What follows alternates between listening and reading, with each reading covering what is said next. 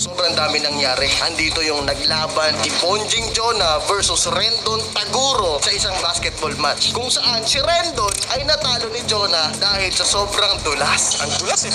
Ang swerte niya eh. Ito naman si Jonah, nagtatatalon sa tuwa dahil natalo niya si Rendon by chamba dahil madulas.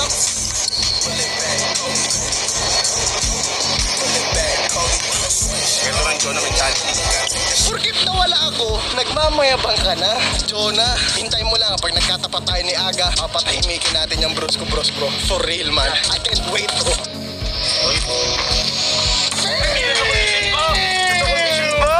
I'm the one who's good in the business, bro. And I am back! Gusto ko palang batiin si Jonah na dinurog ko sa one-on-one. Tapos si Rendon, Taguro Labrador, na dinurog ni Jonah. Parehas, malina.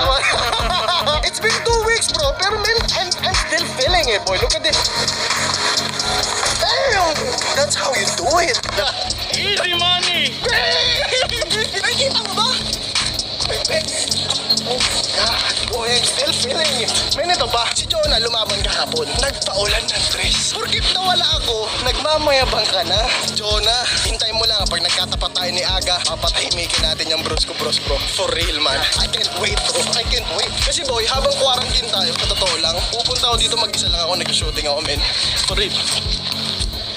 Lalo na pag napahinga ako. Tapos underdog tayo. Kunwari, alabanan natin sila Jonah. Tapos ang karir, parang sinabi ni Rendon.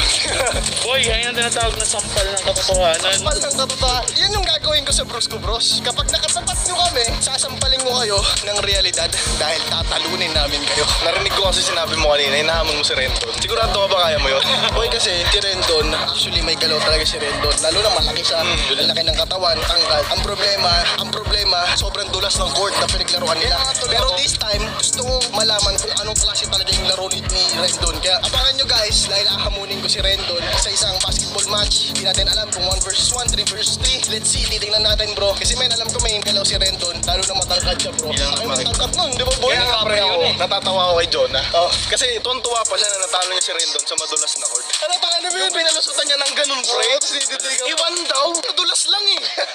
Ayan guys, abangan nyo po yan this Wednesday. 2 versus 2 match up natin ng Billionaire Choi. Ako si Aga versus yung dalawang chicks sir. This Wednesday na yan boy, ipapakita ko po sa inyo kung gano'ng kalaki yung purpose na natin men. Andito ako men eh, gigil boy. Kasi kaming dalawa ni Aga, no one can guard us boy. Papatunayan namin sa inyo yan this Wednesday sa first game ng 2 versus 2 Battle of the YouTubers natin man. At yan guys, maraming salamat sa panood. Sobrang na-miss ko kayo men. At